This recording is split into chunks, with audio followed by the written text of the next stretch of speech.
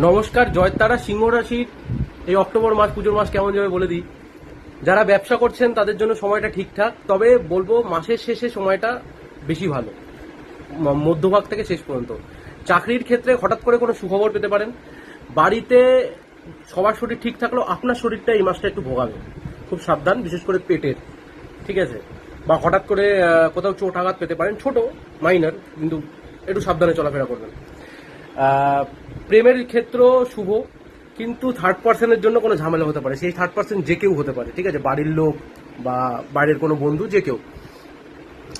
যারা ঘুরতে যেতে চান এই সময়টা ঘুরতে যাবেন না, কারণ খরচাপাতি কিন্তু আপনাদের ঠিকঠাক যাবে না এই মাসটা, মানে ইরেগুলার খরচাপাতি হবে। যারা ফাটকায় ইনকাম করতে চান বা যারা লটারি ফাটারি খেলেন, এই মাসটা আমি বারণ করব। আমি লটারি খেলতে এমনি বারণ করি, তবে এই মাসটা আরও বেশি বিশেষ করে বারণ করব। আপনি এ মাসে